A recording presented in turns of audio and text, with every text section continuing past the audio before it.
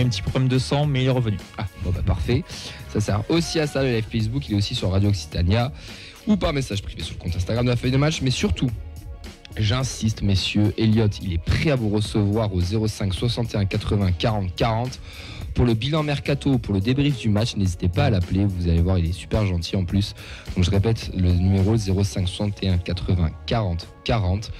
N'hésitez pas à l'appeler pour le bilan mercato et pour le débrief du match. Voilà pour cette 169e émission. Déjà, ça passe tellement vite.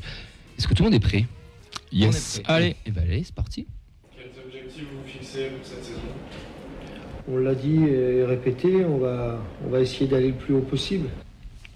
Allez, on va commencer cette émission, vous avez l'habitude, avec la prépa des jeunes et des féminines. Enfin, la prépa, le bilan du centre de formation. Donc la N3 déjà a perdu 1-0 face à Béziers contre une belle équipe qui vise la montée, mais sur un terrain qui était totalement catastrophique.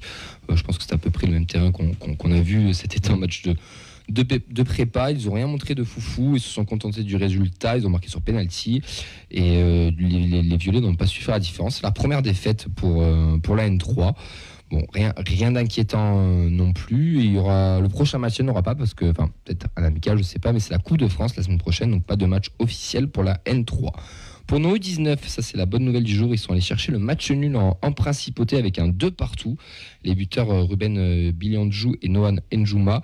Monaco clairement au-dessus apparemment, mais ils ont pris un rouge en deuxième mi-temps, ce qui a fait basculer le match. Et ils ont un petit peu subi, mais les violets se sont accrochés, ils sont allés chercher le 2-2. Et celui qui a regardé le match, qui nous fait toutes les infos, c'est Garona31 sur Twitter. Donc on rajoute que peu d'équipes iront prendre des points à Monaco, donc c'est un bon résultat pour nos violets. Surtout qu'on était mené 2-0, je crois. Ouais, c'est ça, exactement. Et on est revenu sur 2-2 avec un super but à la fin d'ailleurs de Ruben Biliandjou. Donc voilà, donc ce serait bien pour nos pitchouns.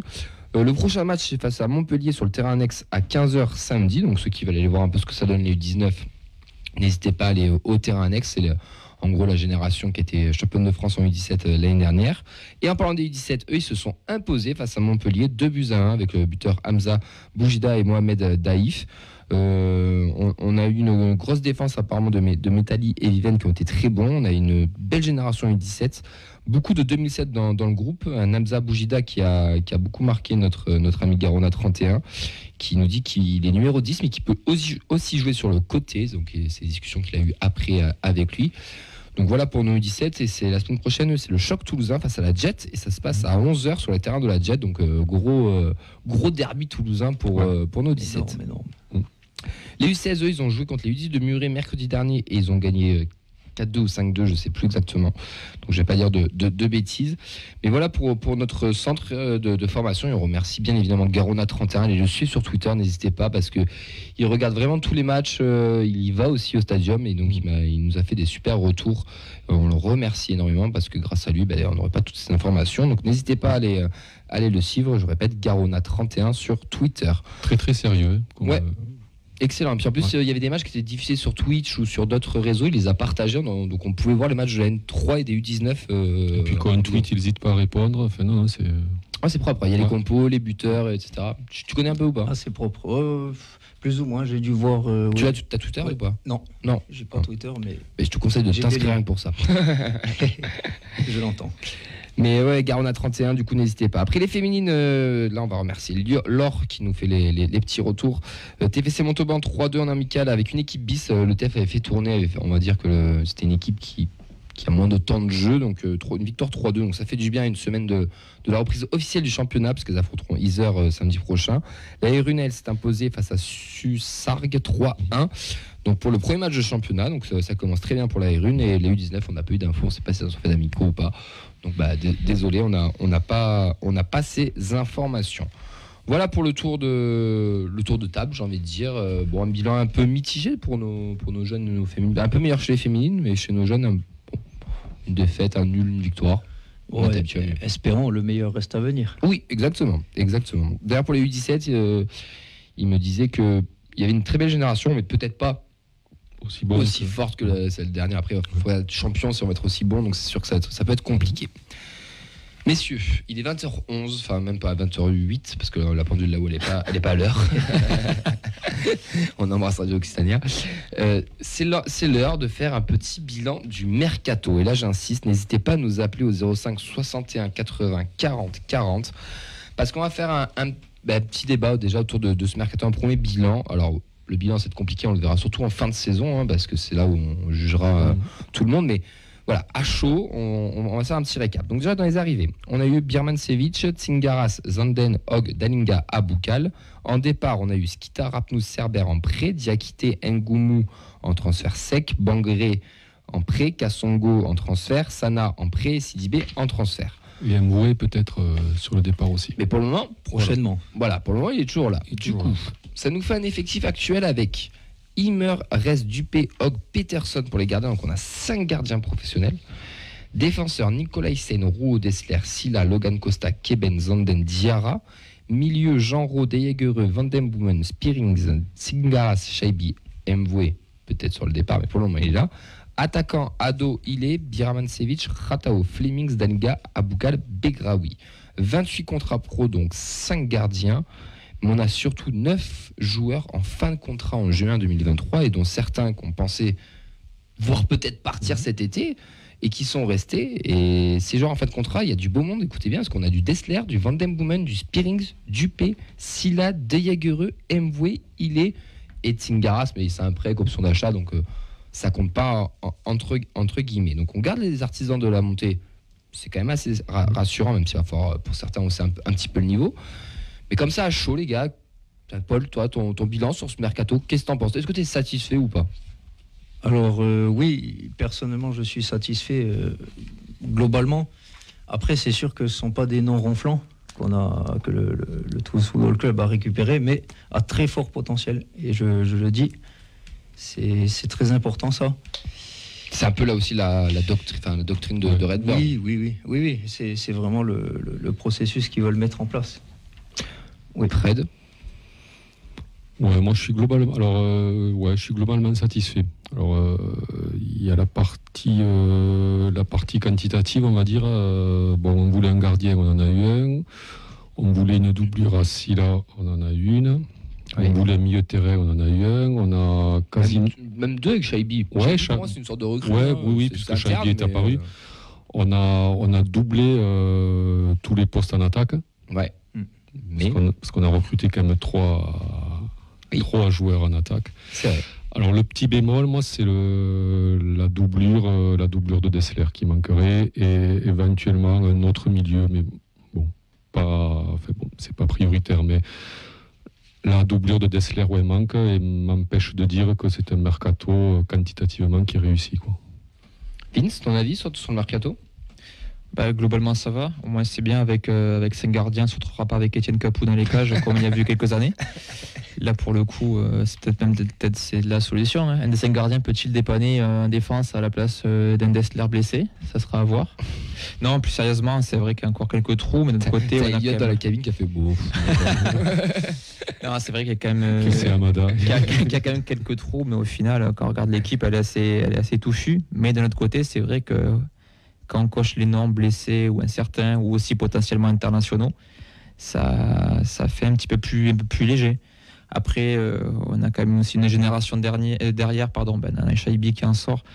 On peut avoir d'autres joueurs qui peuvent venir aussi passer à l'échelon supérieur. Après, déjà, c'était pas forcément évident pour eux de passer professionnel en Ligue 2. Alors maintenant, passer professionnel en Ligue 1, ce sera encore un cap plus difficile. Mais bon, il y a toujours des possibilités de faire un mercato avant la période, que ce soit un joker médical, que ce soit même un joker tout court, un joueur sans contrat. Et puis après, il y aura toujours le mercato d'hiver pour ajuster. Après, oui, c'est sûr, si on se retrouve à la trêve avec beaucoup de points en retard et beaucoup de joueurs blessés, là, c'est sûr qu'on pourra avoir un bilan plus critique de ce mercato-là. Moi, je te rejoins, Fred, un peu. On a doublé partout. On voulait une doublure à Silla, on l'a eu. On voulait des doubleurs devant, on l'a eu. Un mec en plus au milieu, on l'a eu. Que Dessler, mais pour moi, je parle en tant que Montagnier, on va dire. Il y a Keben. C'était pas son poste, mais c'est lui qui jouera et ça sera la doublure officielle de Dessler. Donc en soi, il est doublé. Qu'on l'aime ou qu'on n'aime pas d'ailleurs. Après, moi je t'ai parlé Camille que de la partie quantitative. Hein. Oui. La partie sportive, on en mais voilà, tu vois, après, ça a été doublé. Maintenant, est-ce que c'est effectif ? Parce que on va pas se mentir, on a tous eu peur de perdre Spearings, de perdre Van Den Boomen, de perdre Delay. Et nous, les premiers ici, on l'a dit, que Van Den Boomen, où ils partent, c'est pas grave. Ça est dans la suite logique des jeux, peut-être du projet. Ils ont fait une grosse saison, soit un an de leur contrat. S'ils partent, ça fera des sous. Au final, c'est Ngoumou Diakité qui sont partis. On ne saurait peut-être pas forcément eux, peut-être à part Diakité. Et même si on savait que Ngoumou avait un bon de sortie. Mais eux, on les garde et on s'est renforcé en plus derrière avec, quand on regarde les achats par rapport aux autres années, des vrais investissements. On a du 2 millions, du 2,5 millions, du 3 millions qui est sorti, alors que d'habitude, c'était plus du 500 000, 700 000 euros. Oui. Donc on a passé ce cap. Maintenant, la vraie question, est-ce que pour vous, ça va suffire pour cette Ligue 1? C'est cadeau, c'est cadeau ça. Paul, est-ce que pour toi, sur ces premières journées, tu penses que ça C'est le bisutage. Est-ce que tu penses que ça peut suffire? Avec que ça peut suffire?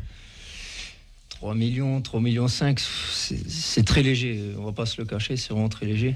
Mais il faut dire qu'on revient de la Ligue 2, donc on peut pas avoir un budget qui est colossal. Donc il faut se suffire avec les recrues que Philippe Montagnier nous a offertes. 18e budget, donc de toute façon il l'a dit. 18e. Ouais. Ah oui, oula. Donc oui, c'est cette info. Auxence qui n'est pas là ce soir et qui T'as mieux. qu'on embrasse bien sûr, il nous a fait un petit retour. Lui, il est assez partagé, il a noté sur 6 sur 10. Je ne vous ai pas demandé, tiens, quelle note vous mettriez vous sur 10 d'ailleurs Vincent, tu mettrais combien toi? C'est l'heure de la rentrée, on met des notes. C'est quoi cette question là, con c'est mettre une note, je vais dire B+. Tiens, pour faire chier pour me mettre une note. L'école tes souris sort de ce corps. Bah, 6, pareil. Ouais, moi je mettrais 7 au niveau des arrivées, donc de la quantité. Et, au niveau sportif, 6, ouais, donc 6,5. 6,5, ouais, une belle moyenne. On va couper la part en deux, 6,5. Allez. Donc lui, il est assez partagé. Lui, il pense qu'on a gardé nos cartes, donc ça c'est cool, mais voilà, ça bug un peu sur quelques prolongations. Dans le sens des départs, il pense qu'il y a un bon dégraissage, des gens un peu trop tendres pour la L1 et qui vont pouvoir progresser. Il aurait quand même bien gardé Skita pour le côté un peu offensif, peut-être ce fameux milieu que tu aurais voulu, Fred. Pour les arrivées, il est un peu circonspect. Hogg risque de cirer le banc tout le long parce que 5 gardiens pro, et ça on est tous d'accord que Hogg ça fait un peu tâche, mais comme la cellule de recrutement l'a dit, à l'époque, il pensait que c'était un niveau similaire. En fait, Juppé, il est en train d'exploser. Il est en train de montrer qu'il est au-dessus, donc c'est un peu compliqué. Après, peut-être qu'il explose aussi parce qu'aux entraînements, Hogg le pousse, chose qui était peut-être pas possible. Donc avec Peterson. Moi, je reste sur ma première idée que Rest est le futur du club et qu'il faudra s'appuyer sur lui, mais qu'il est pour le moment trop jeune. Il est trop jeune. Ça, on a le temps avant d'en débattre. Il pense qu'Aboukal semble un peu irrégulier. Zanden et Biramancevic ont l'air d'avoir du potentiel. Daninga s'est bien intégré. Tsingaras, il est satisfait et qu'il pense qu'on a un milieu qui est presque trop fourni. Moi, je suis pas forcément d'accord avec ça. Mais que le point faible reste en défense qualitativement, ça lui semble un peu léger. Le plus gros défaut, c'est cette absence de latéral droit pour remplacer Dessler avec un Keben qui pourrait pas être aussi efficace.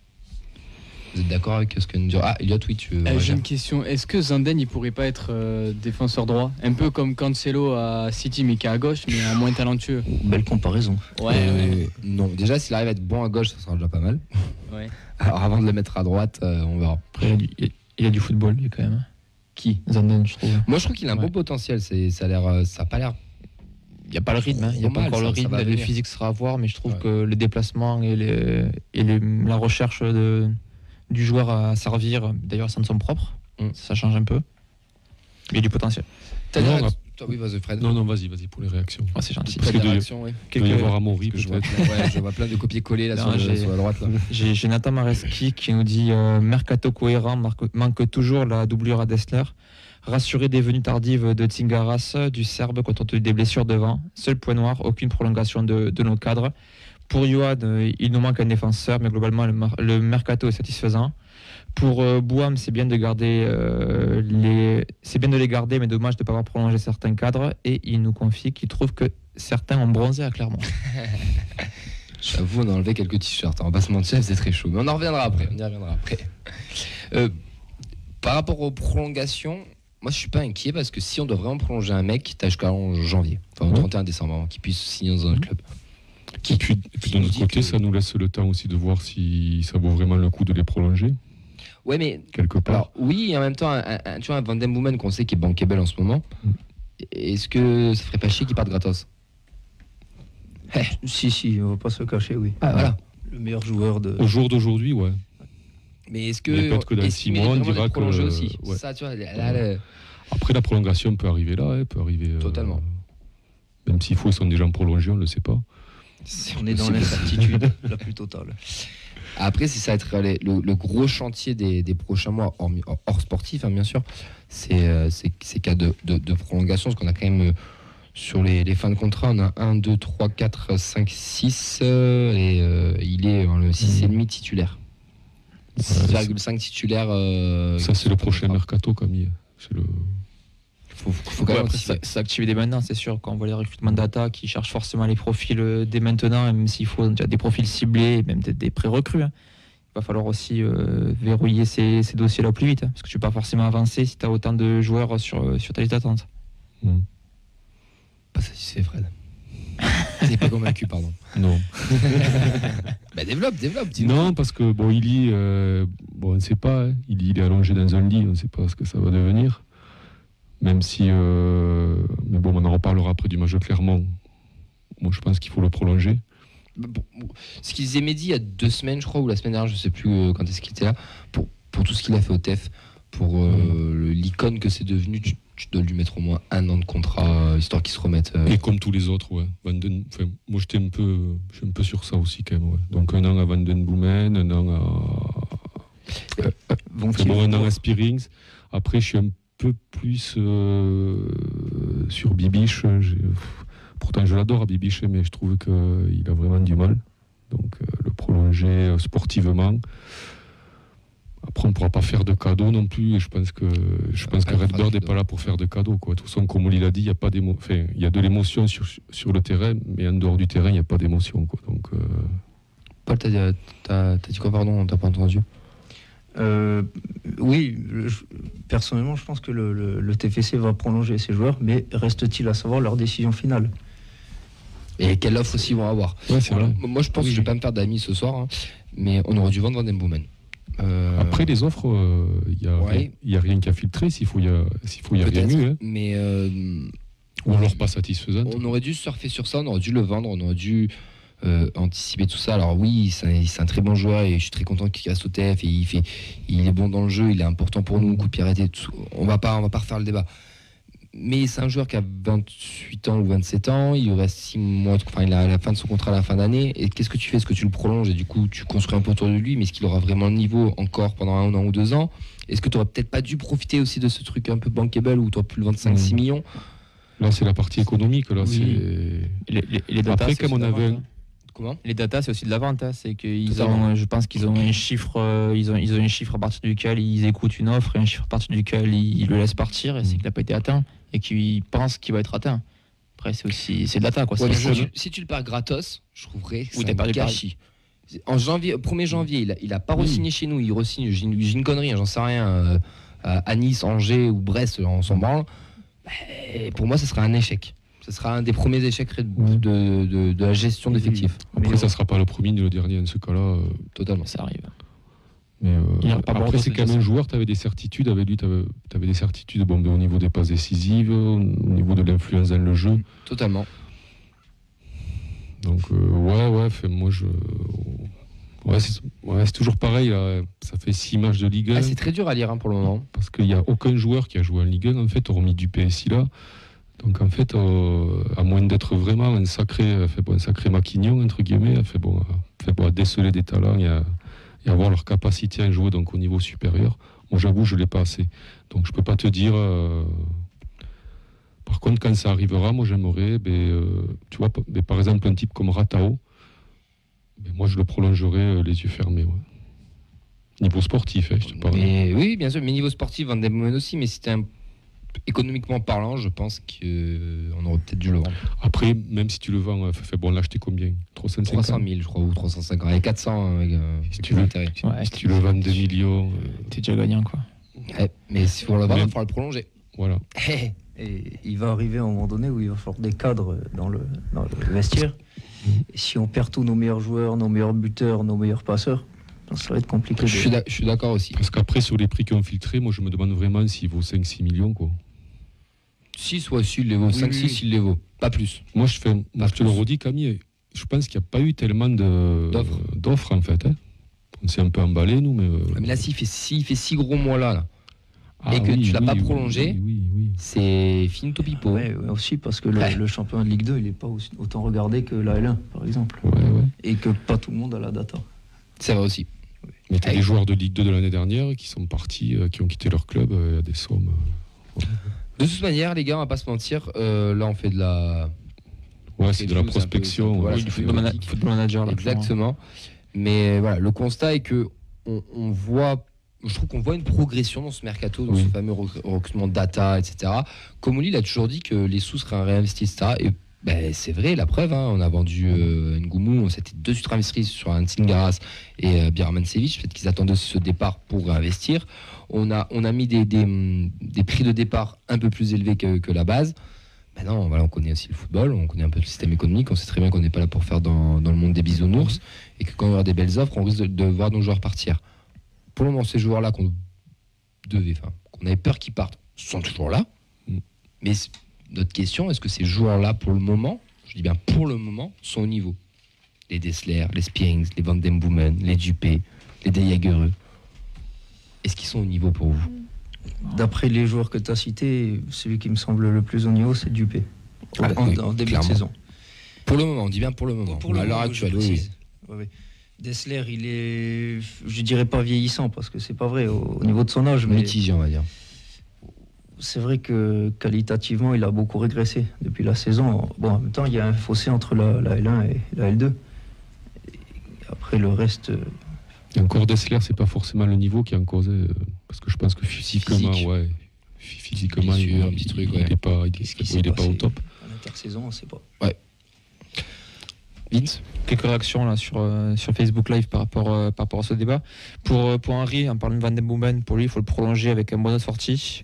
Et pour Bernard, il faut arrêter les départs et stabiliser l'effectif avec le peu de vécu qu'a cette équipe, pour rejoindre un peu ce que disait Paul.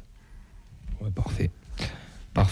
Messieurs, je pense qu'on a fait le tour pour ce match. Après, on peut dire aussi quand même que Redbird a respecté sa feuille de route. Hein.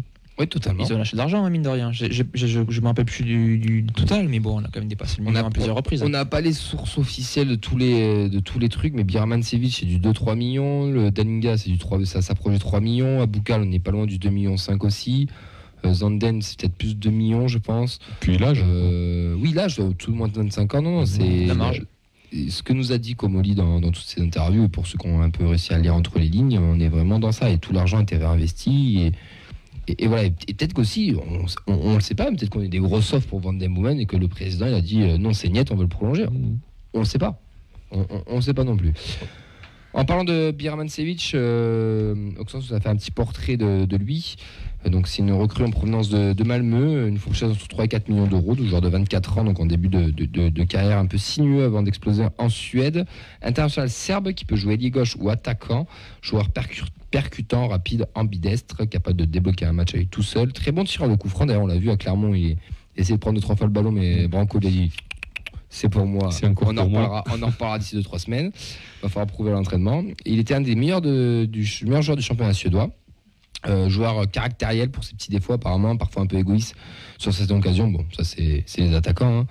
Et autre atout important pour Auxence, c'est qu'il a l'expérience dans les grandes compétitions européennes parce qu'il a quand même 17 matchs de Champions League avec 6 buts, 4 passes décisives, 6 matchs d'Europa League avec 3 buts, 3 passes décisives.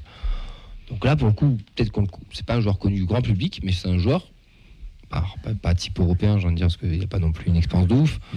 Il y a ses matchs. Oui, mais il a des petites stats sympas quand même. Il a des stats, ouais. Mais il a participé quand même à la qualification en Ligue des Champions cette année. Il n'y a pas si longtemps, là, il y a quelques semaines. Et il a été grand partisan de la victoire de son équipe. Ouais, donc à voir. Franchement, ça promet, on va y revenir, oui. On a mis un petit sondage sur Twitter avant l'émission pour le bilan du mercato. Donc la question tout simplement c'est: êtes-vous satisfait du mercato? Donc 10% totalement, 11% pas du tout. Et donc on a beaucoup de mesures à Toulouse puisque 78% ont dit que c'était moyennement satisfait. Voilà. Ouais, sur un 6 sur 10, quoi, 6,5. Après c'est peut-être le début c'est peut-être les 3 derniers matchs aussi qui influent. Oui, forcément. Sur ça. En parlant de dernier match, belle transition, Fred. Oui. On va faire ce retour entre Clermont et Toulouse. Je pense qu'aujourd'hui je suis prêt pour la Ligue 1. Ouais. Je suis plus un enfant. Ouais. Puis un enfant de Bundesliga, quoi. Voilà. Enfin, penser à changer les jingles. D'ailleurs, il est rentré ce week-end. Ouais, j'ai pas fait attention. Ouais. Il est rentré où? Chez lui? On l'a pas vu. Enchaîne. Oui. 05 61 80 40 40 pour agir avec nous, bien sûr. On va vous parler du coup de ce match entre Clermont et Toulouse. La compo pour ce dimanche 15h, on avait Duplessis, Larou, Nicolsen, Dessler, Spearings, Van den Boomen, Dejager, Ratao, Aboukal, Dalinga, Biramancevic, Chabi, Ado et Zanden sont rentrés. Pour le film du match, déjà on va commencer un petit peu à parler extra sportif, tout simplement, puisqu'on a eu un gros départ organisé par les Indians avec environ 150 Indiens qui sont montés en Auvergne, plus des gens comme Fred, Henry qui sont venus par leurs propres moyens, donc ça faisait un petit parcage de 200. Avec un départ à 6h, rendez-vous à 5h, levé à 4h, je vous promets, ça pique, mais ça valait quand même le coup. Le Facebook Live vaut le coup, on voit les cernes là en direct, là, c'est à ce niveau-là. On avait un joli parcage, mais moi je trouve que vu le nombre, on aurait pu faire un petit peu mieux. Je sais pas, les gars, vous étiez avec moi au parcage, est-ce que vous avez eu le même ressenti? Ouais, il y a eu des creux. On aurait pu faire un peu plus, non? Je sais pas, Paul. D'ailleurs, Alexandre Roux l'a un peu signalé. Il y avait un côté, alors je crois que c'était le côté droit, qui était peut-être un peu moins actif que le côté gauche. Non, t'es à gauche pour lui, donc c'est bon. Ouais. Donc ça va. Ouais, non, quand même, ça. Enfin, je trouve qu'il y a une participation honnête, quoi. Oui, non, c'était très correct. Mais vu le nom, je sais pas. Je trouve qu'on avait un plus gros potentiel. Enfin, je sais pas, Paul, t'as ressenti sur le parquage? Je pense très, très sincèrement que le match face à Paris, la défaite, bon, certes, c'était Paris, mais ça reste quand même sur une défaite. Les gens n'ont pas voulu se déplacer. Mais je rassure tout le monde, c'est pas que pour ça. Ouais. La chaleur a dû bien jouer aussi. Ouais, je suis d'accord. Il faisait très chaud. Mais c'était en plein cagnard. C'est pas une excuse valable. Non, c'est pas une excuse valable. Mais un joli déplacement quand même. Très joli. 6 heures de bus à faire, un petit arrêt à côté de Clermont, c'était très bien. Bon, on va pas vous mentir, on devait aller à la place de la Victoire, une place un peu plus centre-ville. Ouais. Et on n'a pas pu à cause d'une grève de la T2C. Mais au moins, on a trouvé un autre endroit, c'était très chouette. Et bon, il y avait un joli parquage. Je sais qu'à la télé, ça donne un bon rendu, non Vincent, tu me disais que c'était pas. Ouais, oui, on entendait bien les supporters toulousains. Après, la configuration du stade faisait que les supporters clermontois étaient complètement à l'opposé de vous. Oui, donc il y avait. Alors, pas tous, ouais. Ouais, mais du coup, on l'entendait moins ce groupe-là pour le coup. Quand le ballon et le micro étaient plutôt orientés de ce côté-là. Après, le stade, il est pas configuré pour que ça résonne, quoi. Vous n'avez pas eu peur de tomber au moment? Non, mais ce que je disais à Fred il n'y a pas de tribune fermée. Et Marianne, c'est que moi, il y a 10 ans, je suis allé voir un match de Coupe de France à Clermont, parce que j'étais de là-bas, et ils avaient mis des tribunes provisoires. Les tribunes où on était, et ces tribunes provisoires sont devenues des tribunes officielles. Alors après, il y a un projet de grand stade de le fermer, de faire un peu mieux. La tribune d'en face est récente, et l'idée, c'est de le fermer. Bon, c'est en court, mais clairement, c'est 18e budget de Ligue 2 à l'époque où ils montent, c'est encore un des derniers budgets. Enfin, c'est jeune, c'est très jeune, c'est leurs 2 premières années. Il y a déjà qu'ils soient là, c'est totalement ouf. Moi, je peux vous le dire, vu le contexte, Clermont, t'étais en Ligue 1 dans les jeux vidéo, pas en vrai. Donc là, la pelouse propre. Oui, nickel. L'accueil super. Franchement, l'accueil autour du stade. Ouais, ça, on va en discuter. Quelques petits couacs. L'accueil n'a pas été mauvais. C'est juste que t'arrives, t'as 140 mecs qui attendent une place et que le club est en train de te les imprimer 10 minutes avant le match. Bon, non, moi je parlais des gens autour. Oui. Moi, sur le parking où j'étais, j'ai pu discuter avec des gens tranquilles. Ça, oui, totalement. Ils sont radins, mais ils sont sympas. Hein. Ouais. Les gens, toi, sont sympas. Heureusement qu'il y avait de langue dans les imprimantes. Ils ont un drôle d'accent au départ. Bon, c'est un peu difficile. On est sur CNews là? C'est parce que comment là, j'ai pas suivi. On va appeler de suite le responsable de la truffa du resto. Allez, on va passer aux sportifs, messieurs. Je vous le rappelle, 05 61 80 40 40, n'hésitez pas à appeler, on va pas vous manger. Eliade vous recevra, bien sûr, pour vous donner votre avis. Une défaite, c'est la 3e de la semaine. 0 points, 3 matchs, elle fait mal. 2-0, gros début de match de nos violets avec une énorme occasion de Dalinga qui tape la barre. Ensuite, juste après, on a un corner avec Spearings qui prend de voler, mais totalement au-dessus. Clermont qui n'est pas forcément dangereux, mais surtout sur du jeu direct, avec l'exemple avec Kay là, sur le dégagement du gardien qui reprend, où on a failli prendre ce but. Mais mi-temps 0-0, peu d'occasions franches, pas vraiment quelque chose à se mettre sous la dent, des positions très stériles de l'Impérial Toulousain, mais surtout le gros point noir de cette première mi-temps, c'est la mesure de Raphaël Ratao, qui on a appris hier, je crois, C'est 4 semaines, c'est une liaison musculaire, donc ça c'est le gros coup dur. Ouais, c'est le gros coup dur. Qui plus est que Ratao était le meilleur buteur cette année, toutes compétitions confondues. Donc avec les blessures, c'est sûr, de Rhys et de Raphaël. Bah, ça fait mal. Ouais, je dirais même le meilleur joueur de ce début de saison, quoi. Puis il y a un gros match là. Avec Dupé, je pense que ouais. Puis là, il faisait un gros match. Erasmus aussi, ouais. Mais lui, pour le coup, Rato, je trouve qu'il a bien passé le niveau Ligue 2, Ligue 1, sans souci, quoi. Ouais, après, c'est un peu atténué parce que je crois qu'il y a une trêve internationale. Oui, on va avoir une trêve où on va pouvoir le récupérer juste après. Il va louper peut-être 1 ou 2 matchs. 3 matchs. 3 matchs ? Oui. Ah bah voilà, très bien. Donc du coup, Reims, il va y avoir du Lille. Et après, le dernier, je ne l'ai plus. Strasbourg, non ? Strasbourg, il me semble. Ouais, il doit y avoir un truc comme ça. Ouais, c'est ça, Strasbourg. Retour des vestiaires, but de Gonalon sur corner, validé par la VAR.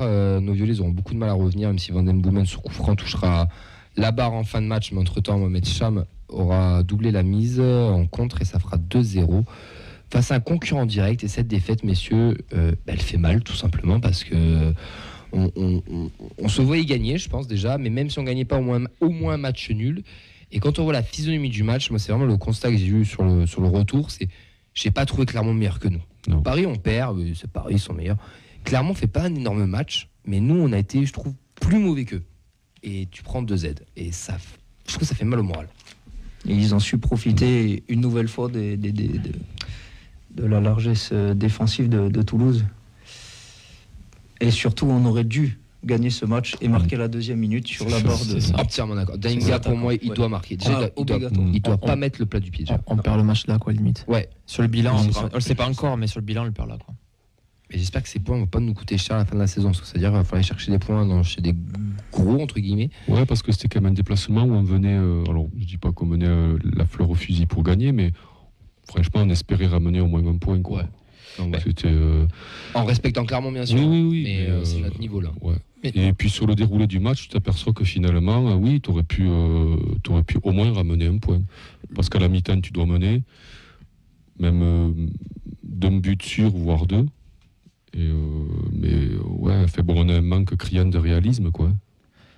Le contenu est un peu différent, mais sur le réalisme, c'est le même échec que contre Nantes, en fait, toujours en première mi-temps. C'est-à-dire en première mi-temps, on a la possibilité de tuer le match sur les 2 rencontres, et les 2 fois, on se loupe, et les 2 fois, on paye vraiment les conséquences. Ça commence déjà à faire pas mal de points perdus en début de saison. Et encore, Nantes, c'était pas un concurrent. Clairement, c'en était un. Après, oui, c'est à l'extérieur, mais bon, ramener un point serait peut-être déjà quelque chose, on va dire, de normal. C'est dommage parce que ce premier mi-temps, ils n'ont pas été inquiétants. On fait vraiment 20 belles premières minutes, je trouve. Ça, je on a vraiment joué au ballon, pour le coup. Ouais. On a des vraies occasions. Puis oui, vraiment, on a des vraies occasions, on dominait, on faisait le jeu. Puis clairement, on jouait beaucoup en contre, on jouait beaucoup au physique. Mais à partir de la 20e, ça commence à s'équilibrer, même si chacun jouait sur ses forces. Et à partir de la seconde mi-temps, en fait, on fait le même entame catastrophique que contre Nantes et c'est plié. Mais je reviens à ce que c'est Paul qui a dit ça sur Dalinga. Moi, je l'ai revu le match le lendemain. Pourquoi il met le plat du pied ? Pourquoi il met pas une frappe coup de pied qu'il l'allume ? Pourquoi il l'allume pas ? Première action du match, je pense. Je dis pas. Oui, je suis d'accord. T'es attaquant, tu dois le tuer. Le mec, on nous l'a vendu comme un gros buteur, etc. Tu dois le tuer d'entrée, le gonze. Après, j'en veux pas à lui. Hein. Il y a plein d'autres choses qui sont pas allées. Mais là, tu te dois de marquer. Je suis désolé. T'es en situation favorable. Tu fais presque le bon geste, mais pour moi, tu dois vraiment plus l'allumer que ça. Tu dois pas choisir cet intérieur du pied, à mon avis. Bon, quand tu es le buteur qu'on nous a vendu, quoi, donc un type à 30 ou 35 buts, quand tu es un buteur, quand tu es un neuf, quand tu es un face-à-face comme ça... tu dois faire ficelle. Ouais, ça doit faire ficelle. Et pourtant, il envoie... moi, je trouve qu'il envoie quand même une frappe appuyée, quand même. Hein. Ah oui, c'est limite. Ouais, mais c'est le plat du pied. Moi, je trouve vraiment dans son équilibre, pour moi, il doit mettre le coup de pied, tu sais, limite un peu, genre, un peu se pencher pour vraiment péter la lucarne à gauche, quoi. Et casser le dessus, on s'en fout. Non, mais casser Après, ça peut être aussi, tu sais, il y a des choses. Son équilibre n'est pas bon, tu le vois, il est un peu penché en arrière. Tu sais, quand tu joues, c'est la première, tu arrives dans le club et tout, tu sais, je sais pas moi, peut-être quand sa tête, un peu de stress. Et ouais, mais tu vois, ça va avec ce que là où je veux en venir, c'est que Dalinga, je le trouve super intéressant, très bon, franchement bon joueur en appui, très intéressant. Les appels de balles, il l'est pas encore trouvé, mais c'est très intéressant, c'est vraiment pas mal. Mais il a pas ce petit truc qui fait qu'il a la dalle. Peut-être qu'on a été mal habitué à qu'il est. Hein. Il manque de niaque, c'est clair. t'as l'impression qu'il lui manque, il joue tranquille. Mais il est là, il est tranquille. Moi, je trouve qu'il manque, d'intensité, dans les duels offensifs. Il n'a pas les dents qui arrivent le parquet, quoi. Non. Puis tu vois qu'il est donc dans les duels offensifs. Je trouve qu'il fait une fois ou deux, tu vois. Il y a son défenseur qui fait il lui est passé devant assez facilement, quoi, je dirais. Chose que Illy, c'était pas possible, quoi. Illy, tu passes pas devant comme ça. Et en phase défensive, pareil, je trouve qu'il va pas au bout de ses efforts défensifs, quoi. On dirait qu'il ouais. Voilà. Vas-y, en réaction, après on envoie Paul. Une question de Bernard qui demande si on pense que Pavel Elfort aurait mis au fond le ballon de Dalinga pour le coup. Non, mais Soren Larsen, son anniversaire aujourd'hui, lui, il l'aurait mise. Sérieusement, donc des réactions sur le match. On a Henri, du coup, avec qui vous étiez en parcage, qui réagit sur l'ambiance du match. Pour lui, les supporters adverses ont reconnu que le parquage du TEF était top. Pour Bernard. Il était top, attends, j'ai jamais dit qu'il était pas top. Hein. Non. Ne faites pas dire ce que j'ai pas dit, il était génial, mais. Il aurait pu être super top. Je pense qu'on aurait pu on avait un meilleur potentiel. Mais... Bernard qui sur le match, encore une fois, au point où on a gagné, moi score non. Il faut absolument être plus efficace devant et cadré. Notre effectif n'a pas à rougir par rapport à celui de Clermont. On a Nathan aussi, son retour sur le match. Attention, accrochez-vous, c'est bien long. Contre-performance face à un concurrent pour le maintien, mais des matchs comme ça, on en connaîtra plein cette saison et qui par moment tourneront à notre avantage. Cela rappelle à tout le monde que notre championnat, c'est le maintien. Cela passera par le jeu, à l'image de ce que l'on propose depuis le début de la saison. Ayons confiance en la direction et Montagnier et ne tirons pas de conclusions hâtives à la 6e journée, comme certains en tiraient déjà après le match de 3. Genre quand je joue la Coupe d'Europe. Ouais. Voilà. Non, après... vas-y, Paul. Rappelons quand même l'objectif de Damien Comolli, c'est pas jouer l'Europe, c'est vraiment le maintien, voire milieu de tableau au grand maximum. Oui, mais je pense qu'on est tous d'accord sur ça. Ça, t'as raison de le re-signer, on est tous d'accord. D'ailleurs, le match le montre encore un petit peu. On a un Dalinga qui je tense un peu, mais pour moi, c'est l'homme qu'il nous faut et qui nous marquera ses 10-12 buts dans la saison. J'en ai aucun doute sur ça. Mais j'ai envie de lui dire, vas-y, arrête-toi là et vas-y un peu plus. Est-ce que c'est Tomé Graoui d'Oxens? Non, absolument pas. Absolument pas. Mais après, regarde, je suis sur les d'avis sur Ratao. Ratao, il m'énervait. Cette année, j'ai su reconnaître quand il se démarre. Non, mais sur ce thème-là, t'as raison, Camille. Illy. On a peut-être été mal habitués aussi avec Chris. Hein. Il est largement en dessous de Illy. Sur ce point-là, quoi. C'est pas les mêmes joueurs. Il est meilleur qu'Illy, attention, sur plein de domaines. Mais dans cette niaque, dans cette envie. Le but qui marque Illy, c'est la preuve. Hein. Ouais, c'est que de la niaque. Hein. Ouais, de ouf. Après, non, mais là, clairement, il nous met. S'il marque là, franchement, je pense que clairement, vu la structure de l'équipe qu'ils avaient mise en place, mais je pense que clairement, en fait, ils ne revenaient pas, puisqu'ils avaient une équipe faite pour le contre. Donc là, ils jouaient 3 derrière, d'ailleurs. Voilà, donc ils auraient été obligés de se découvrir encore plus. Et là, je pense que, je pense qu'on aurait, même à la mi-temps. Moi, je te dis, moi, à la mi-temps, il doit y avoir 2-0. Parce que vu la possession qu'on a, j'ai pas les stats de possession, mais je suis persuadé qu'on a eu 65-70% de possession en première mi-temps. Je vais voir ça, mais on est pas loin. 60-40, je dirais. Ouais. 64, peut-être. 64, je sais pas. Mais ça soulève un problème, quoi. Ça veut dire qu'on ne sait pas, on ne sait pas utiliser les ballons, quoi. C'est un peu le constat qu'on a eu sur ce match, c'est qu'on a eu cette possession. Et d'ailleurs, même Montagnier le dit en conférence de presse. Ses premiers mots, c'est on ne mérite pas cette défaite au vu du match. Il nous a manqué de la précision et efficacité dans la surface adverse. On a eu le ballon tout le match. C'est dans la surface qu'on a pêché. Moi, je dirais que c'est dans la surface, bien sûr. Et encore dans la surface, il n'y a pas tellement eu tant que ça de ballon dans la surface, hein, puisqu'on n'a pas fait un seul centre. On a eu 0 centre de bon, ni en hauteur, ni ras de terre. Tu vois, c'est ça. 67. Moi, je dirais que c'est aux abords des 30 derniers mètres qu'on a été incapable soit d'accélérer, soit de se déplacer, soit de faire des appels. On le disait, Camille, à un moment donné, là, ils étaient alignés. Là, il y avait 3-4 Toulousains alignés. Il n'y a pas de mouvement devant. Non, ça ne proposait rien. D'ailleurs, c'est ce que j'ai noté dans mes notes. C'est un peu décevant à ce niveau-là, quoi. C'est peut-être aussi un manque de relation avec tous ces nouveaux joueurs. Il faut peut-être rebâtir cette complémentarité. Enfin, ça va demander du temps. On va essayer d'être optimiste un petit peu. Pour avoir revu le match, moi, ce qui me rassure énormément, c'est qu'on se crée quand même des occasions. On les joue mal, très mal. Il n'y a pas de souci sur ça. Moi, je suis pas pessimiste. Mais on se crée des occasions. Et on est une équipe qui joue encore au ballon, qui se crée des occasions. Donc, ça fait chier, tu perds 2-0, t'as des mecs qui sont ultra efficaces en face. Comme le dit Montagnier, ça tombe du mauvais côté en ce moment, mais la balle au bout d'un moment, elle va tourner aussi. Et peut-être que des matchs face à, je sais pas, hein, Lille, Strasbourg, Lens, des mecs on pense ne pas avoir ça, peut-être que par le jeu, on ira peut-être choper 1-0 et on reprendra des points. Il y a du jeu, hein. T'as dit de quoi, pardon ? L'avenir nous le dira. Ouais, totalement. Non, mais il n'y a pas de souci, il y a du jeu. Et puis tu vois que c'est quand même beaucoup de phases travaillées à l'entraînement. On voit le placement de la défense. Plusieurs fois, tu avais des défenseurs qui étaient en position de défenseur, assez haut, 40-45 mètres du but, et aucun doute, toujours la passe jusqu'au dernier moment pour essayer de faire du jeu, pas de long ballon, pas de panique en arrière. Ça jouait propre au final. On avait un Dupé qui jouait quasiment libéraux, qui a touché beaucoup de ballons, Dupé, qui relançait très vite. Après oui, mais il a pu quand même porter du jeu. On jouait vraiment sur des phases à 11 joueurs déjà, donc ça fait aussi pour la possession et pour les relances des choses très intéressantes. Et puis tu as ce constat, mais qui dure, Camille, tu le dis à chaque fois, mais qui dure depuis l'année dernière. On ne fait pas un match plein, physiquement, techniquement. Enfin, c'est soit une mi-temps, soit l'autre, mais c'est jamais les deux en même temps. Ouais, mais l'exigence du haut niveau, c'est peut-être aussi ça. Alors, donc ça, moi, je pense que c'est à bosser vraiment en priorité. Alors, je ne sais pas si c'est un problème de gestion des efforts, un problème tactique, tu vois, aussi. Peut-être qu'on demande des choses donc à des joueurs, ils ne sont pas capables de le tenir sur une mi-temps, enfin, sur un match entier. Mais ouais, moi, c'est un peu sur ça que je suis inquiet, quoi. Alors, bon, autant en Ligue 2, ça passait parce qu'on était serein, on savait qu'au mieux, on allait revenir et bon, on allait tout écraser, quoi. Oui. Mais là, une mi-temps en Ligue 2, ça suffisait. Ouais, ça en Ligue 1, ça ne suffira pas. Ouais. Il faudra faire plus. La preuve. Hein. Alors peut-être que faire du jeu, mais faire du jeu sur un match entier. Alors attends, question, parce que ça je l'ai vu.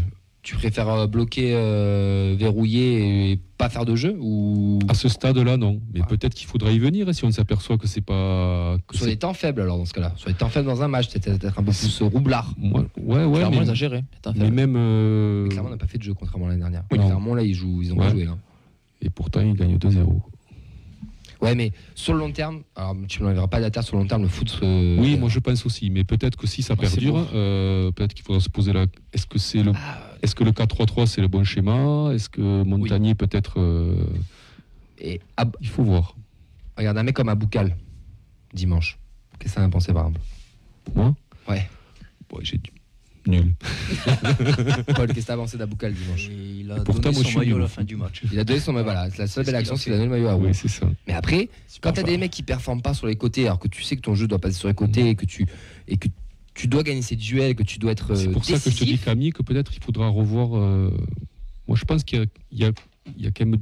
Et tu penses à quoi alors, pour terminer, tu veux partir sur quoi ? Sur un 3-5-2, un 3-4-3 ? Non, mais revoir des choses. Bon, moi, il y a déjà deux choses qui me frappent. Les deux côtés sont en chantier. Bon, je l'ai dit tout à l'heure, au niveau des centres, ça ne centre pas. Donc déjà, ça t'enlève beaucoup d'options offensives. Si tu utilises des pistons, bon, ok, ça peut servir pour combiner tout, mais bon, il faut que ça centre, quoi, au bout d'un moment, quoi. Donc, bon, Dessler, ça centre pas. Bon, si là on le sait, c'est pas sa qualité première.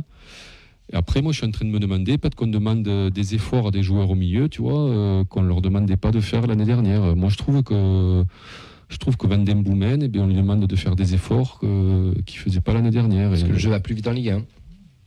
Ouais, et on lui demande peut-être de défendre un petit peu plus. Et devant, ça défend pas, donc à Bouklal, ça défend pas.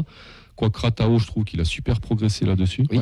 Il fait des efforts. Oui. Voilà, il fait des efforts. Ça a manqué, d'ailleurs. Dalinga, on l'a dit tout à l'heure, c'est moins hargneux que Rhys. Et donc peut-être que ça demande au milieu et surtout aux défenseurs défendre un petit peu plus. Et donc tu perds de l'énergie, tu perds peut-être en lucidité aussi. Et voilà. Allez, on va. Mais je crache pas sur le 4-3-3, Camille. Non, mais on discute. Tu vas juste te faire insulter sur les réseaux pendant 2 semaines et tu vas devenir un haters, mais c'est pas grave. Moi, je suis pour le jeu, mais au bout d'un moment, tu vois, si ça perdure. Fred Casa, en fait. C'est ça. Il commence avec un bon 3-5-2, il finit en 4-2-3. Mais si ça perdure, peut-être qu'il faudra être lucide, quoi, sur les choses. Quoi. On a vu de belles choses. Rapidement, les gars, vos flops, vos tops, très rapidement, parce qu'après, on va devoir passer. Paul, tes tops ou tes flops ? Qui tu mettrais en top, tiens ? Pour le match face à Clermont. Ouais. Qui t'a plu ? Si tu préfères faire les flops, hein, tu peux. C'est vrai qu'on essaie d'être optimiste au maximum, mais sur ce match-là, en tout cas. Compliqué. Ouais. Le parquage, le soleil, Si le beau c'est temps. un élément à prendre en compte, oui. Oui, bah voilà. Ça marche. Non, plus sérieusement, en top, j'ai pas vu les notes des différents journalistes. Ils sont nuls d'habitude. Ils sont pas du tout Tellement. objectifs. Tellement d'avis sur tout. Il y a un joueur qui était un peu C'est plus compliqué. sorti du jeu, peut-être Vanden Boomen, qui fait pas non plus un mauvais match. Oui. Personne fait un grand match, mais il n'y a pas non plus de. Van den Boomen. Moi, j'en ai pas mis, perso, je n'ai pas su en trouver. Mais c'est. Flop peut-être. C'est des flops. Ouais, Rasmus, quand même, qui a fait. En top. Enfin, pas un top, mais qui a fait son taf. En topiné. Un peu Ouais. là-dessus. 5,5 sur 10. Ouais, voilà. Ouais. Petit topiné, quoi. Non, mais qui confirme lui aussi que la Ligue 1, ben, ça lui fait pas peur, quoi. Enfin, Ouais. qu'il a le niveau relativement En, adéquat. en flop, les gars, blessure de Ratao. Je pense qu'on. Ouais, blessure de Ratao. Ah oui, Ça fait mal. Moi, j'ai mis Aboukal parce que sur ce match-là, c'est catastrophique pour l'avoir Pareil. revu, c'est vraiment cata.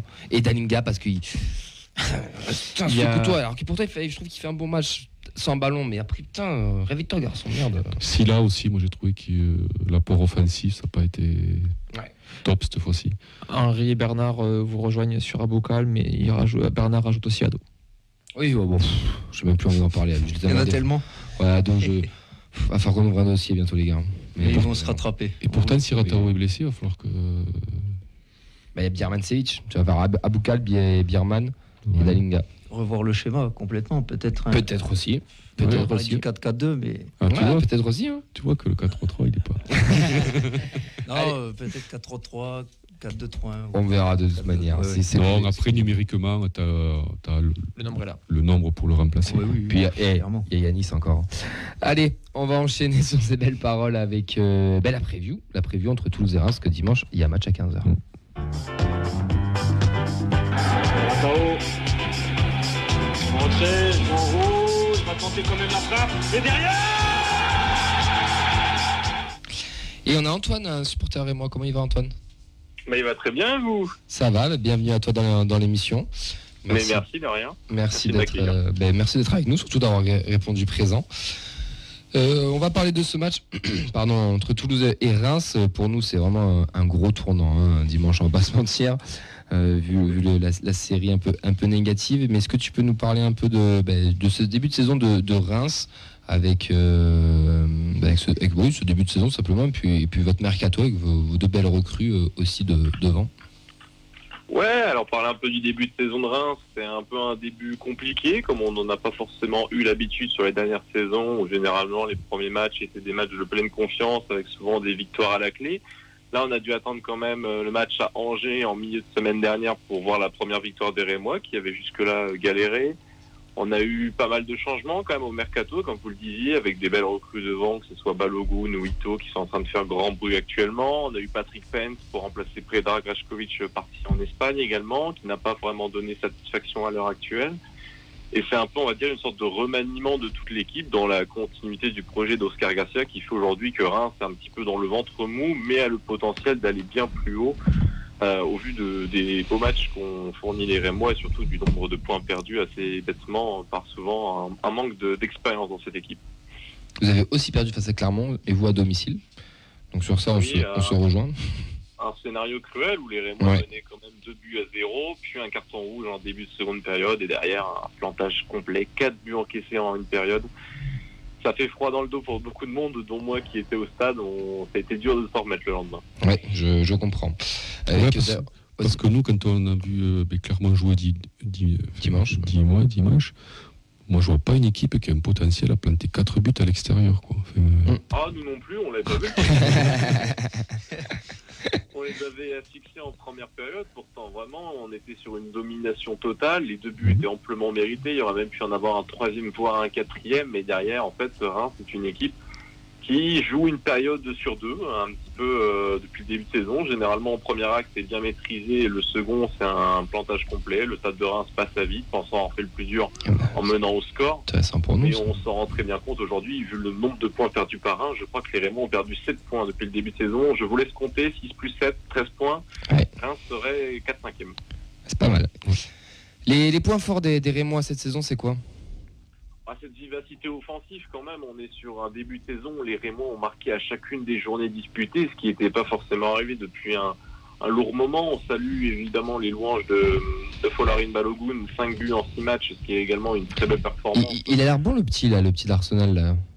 Ah oui, il a l'air bon, dommage, on n'arrivera pas à le garder, ce n'est qu'un simple prêt sans option d'achat, donc profitons-en tant qu'on y est. On s'inquiétait de ne pas remplacer Hugo Ekitike, mais finalement pour cette saison on a trouvé un remplaçant naturel, voire même encore au-dessus d'Hugo Ekitike à l'heure actuelle. Ah ouais, tant que ça. Ouais, non, vraiment bon petit joueur.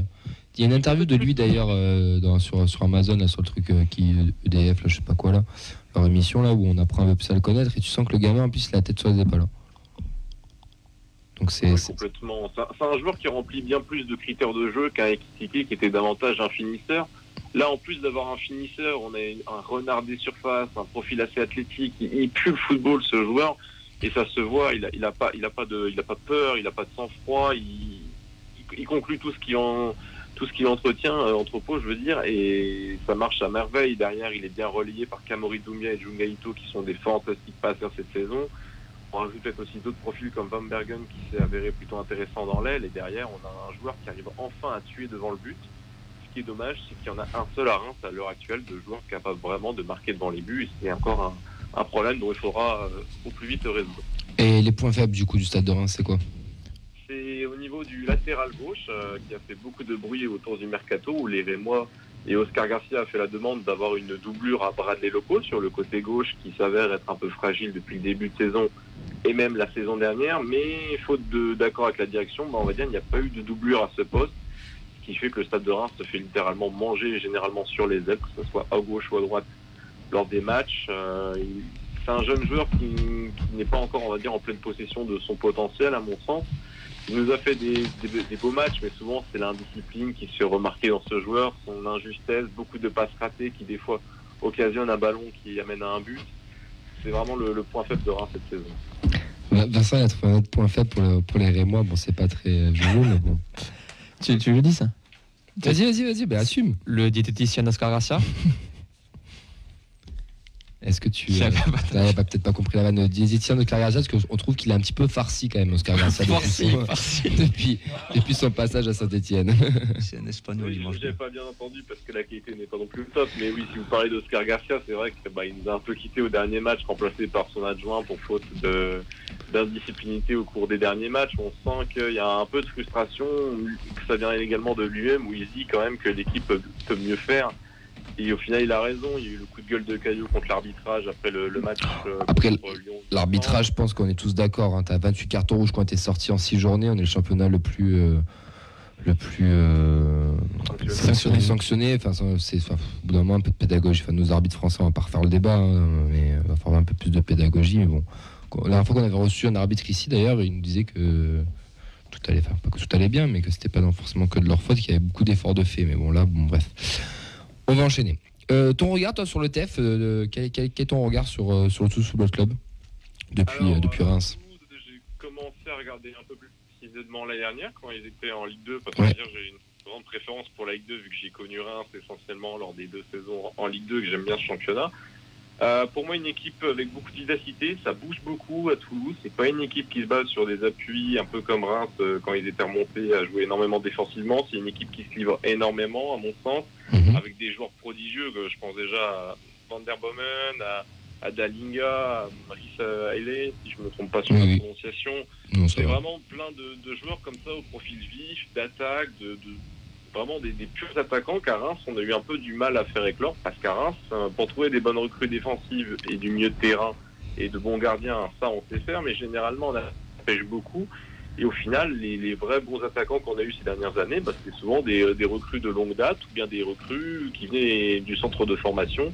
Et Toulouse, ils ont un peu ce flair d'arriver à dénicher des joueurs, que ce soit du centre de formation ou de recrutement, des joueurs vraiment qui s'accommodent autour de cette équipe, autour de cette stade, de cette ferveur un peu des arènes du Sud, j'ai envie de dire. Et tout ça fait qu'aujourd'hui, c'est une équipe qui est capable de produire énormément de jeux. Ça s'est vu déjà contre Lorient, où ça s'est joué pas forcément à grand-chose, avec des détails près, mais on a senti quand même qu'il y avait quelque chose sur ce match-là en particulier aussi. Si tu devais nous piquer un joueur au TFC, tu prendrais qui ? facile quand même, parce qu'il y a des bons joueurs à chaque poste quand même. Là, c'est vrai que c'est une équipe avec de beaux profils. Bon, à l'heure actuelle, j'aurais dit un latéral gauche, donc je sais pas ce que vous avez à proposer. On te l'envoie si tu veux. C'est si là, on te l'envoie. Ça fait 10 ans. Bon, c'est un bon petit latéral, hein, mais il connaît la Ligue 1, mais nous, on en a un peu marre. Ouais, sinon, peut-être davantage un Van der Bomen quand même. Hein, quelqu'un qui percute bien dans le milieu de terrain. C'est peut-être une de nos ressources dont on aurait besoin un peu de profondeur. Non, on t'envoie si là, il n'y a pas de souci. Moi, j'ai entendu.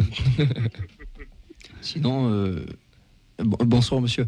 Sinon, on peut vous envoyer Begraoui, c'est un excellent finisseur, de très grande qualité. Non, il est bon. À l'entraînement, il n'est pas mauvais apparemment. De l'école aux Siroises. Bon, on a fait le tour, on va faire les petits pronos. On va commencer par les Toulousains. Donc dimanche 15h sera au Stadium et on terminera par toi, Antoine, pour essayer de rééquilibrer un petit peu. Fred, ton prono pour dimanche? Allez, on va retrouver du réalisme, peut-être pas complètement de sérénité défensive. Allez, 3-1. Paul. Optimiste. Ambitieux même. Ouf. Peut-être. C'est le 4-3-3. Tant mieux. C'est le 4-3-3. 4-3. Allez, avec un 5-4-1. Non, c'est une blague. On va rester sur le 4-3-3 avec un 0 pour Toulouse. Je suis d'accord. Ouais. Vincent. 2-1, un contre son camp et Chaibi. Elliot. Ouais, je rejoins Vincent 2 aussi pour les TF. Chicum. Antoine, ton prono pour dimanche? 2 buts partout, ou Reims mène 2-0 mais se fait rejoindre. Et en buteur, je sais pas, allez, je dirais peut-être un doublé de Dalinga. Ouais, allez. Côté Toulousain et chez nous, encore Balogun et peut-être un Ito. J'ai le temps d'une question. Ça. Ouais, vas-y, la dernière. Ouais, je voudrais vous te demander, le cas Ekitike, là, vous l'aviez vu venir que ça monterait à des sommes. Enfin bon, c'est une somme folle quand même pour un club comme Reims. Le montant du transfert. J'ai pas bien entendu la question parce que le micro sature. Est-ce que donc sur Ekitike, que vous l'aviez vu venir ça que non, ça partirait pour une fin? C'est quand même une grosse somme pour un club comme Reims, quoi. Sachant qu'en début de saison, moi je pensais même pas qu'il serait titulaire. C'était un joueur qui venait de la Pro 2 qu'Oscar Garcia a voulu faire monter dans son projet. Et c'était là, c'est pleine conviction. Et on va dire c'est la première œuvre qui nous a sorti. Et le vent d'Esprit là à Paris, personne n'y croyait. On ne sait même pas si un joueur ou n'importe lequel de l'effectif pourrait partir pour une telle somme à la fin de saison. Parce que le budget de Reims, c'est quoi? Comment? Le budget? Ouais, le budget de Reims du Stade Raymond. Je crois on est autour de 70-75 millions. Ouais. À savoir que la vente des tickets contrat pour l'année prochaine, vu que c'est un prépayant, mais oui, c'est vrai. Ouais. Donc ça arrivera l'année prochaine. D'accord. Et merci beaucoup Antoine pour ce petit retour sur Reims, cette présentation, pardon, pas ce retour, cette présentation. Tu es sur le média Univers Reims, c'est ça? C'est cela, oui, présent sur Twitter, Facebook et Instagram. Mais profite pour faire la pub, on t'écoute. Oh bah, j'ai pas grand chose à dire, moi j'essaie de répertorier des scores. Là j'avais un projet de présenter chaque ville où se déplaçaient les Rémois avec un petit point histoire, club et personnalité que j'ai un peu laissé de côté, mais je promets de faire un bel article sur Toulouse. Bah ça marche, si t'as besoin d'avis, on est là, ne t'en fais pas. On te répondra avec grand plaisir. Je serai où toquer. En tout cas merci Antoine, on te souhaite un bon match pour dimanche et une belle saison à toi. Merci à vous aussi. Allez, ciao. Merci, ciao. Bon les gars, on n'a pas l'habitude, d'habitude on est à l'heure, mais là on va pas l'être. Mais on va prendre ces 5 dernières minutes de rap, c'est le temps additionnel, il y en a eu 7 dimanche, on va en prendre 6 ici, et c'est l'interview supporter.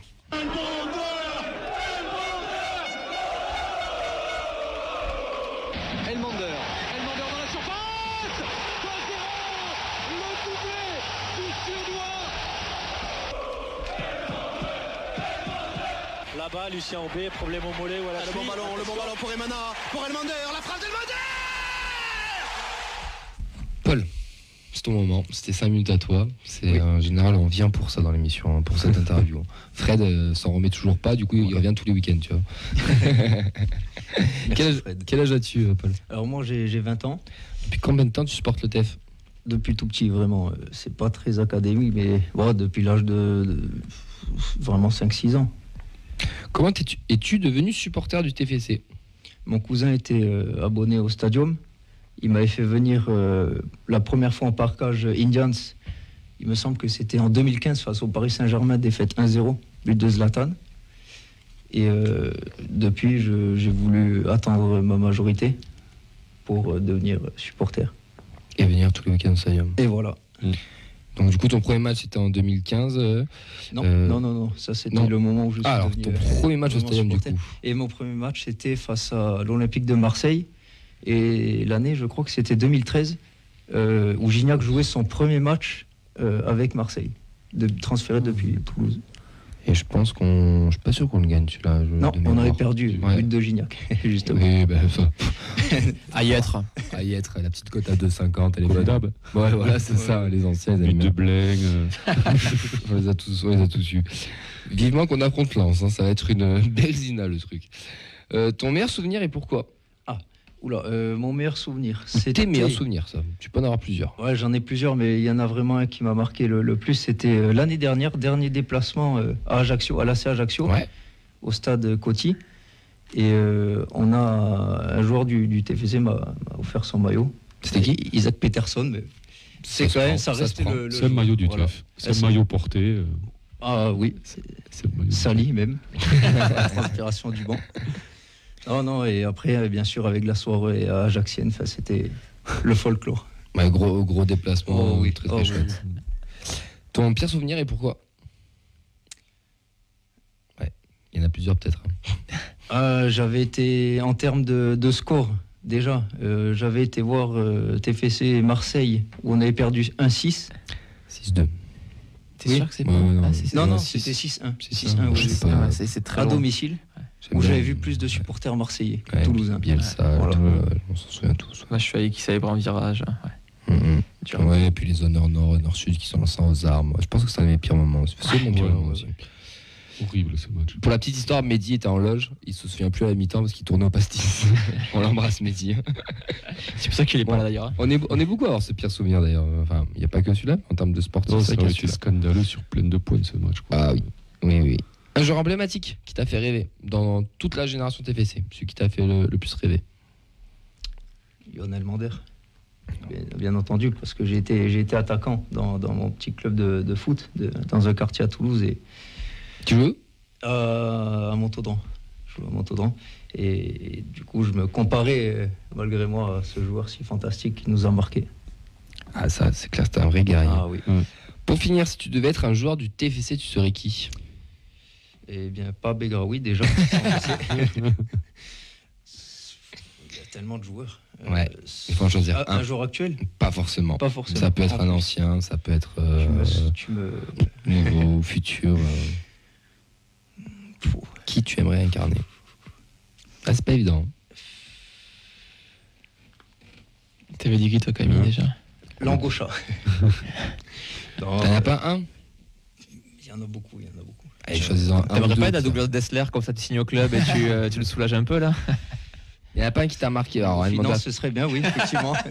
Elmander t'a marqué parce que très fort, mais si tu dois vraiment en incarner un. Ce serait Wissam, bien sûr, Ben Yedder. On reste dans les buteurs quand même. Oui. C'est un peu toujours les mêmes noms qui ressortent à chaque fois. Ouais. Les meilleurs joueurs. Moi j'avais été arrivé avec mon Jean-Philippe Durand, que personne ne connaissait. Quand même. Si. Des champions quand même.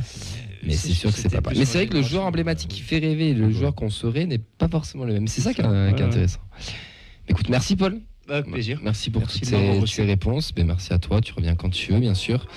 Nous, on va terminer cette émission. On a dit 6 minutes additionnelles, ça fait 5.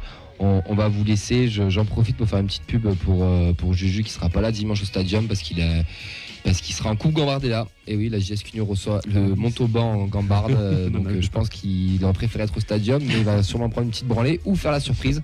Je sais pas, en tout cas, je lui souhaite qu'il fasse la surprise. En tout cas, il n'a pas l'air de faire de la demi-mesure. Non, il fait entraînement tous les jours cette semaine en plus. Donc, la croisée hier soir, ça a gueulé. Il est trop chaud. Nous, on se retrouve mardi prochain pour l'émission pour débriefer ce Toulouse-Reims. C'est peut-être la première victoire à domicile de la saison. Merci à toi, Vincent. Merci à toutes ceux et celles qui nous ont suivis. Merci Fred. Merci Paul. Merci Elliot. Merci à toutes et à tous. Et rendez-vous la semaine prochaine, 20h. On n'a pas prononcé le mot crise une seule fois. Ciao. Ciao.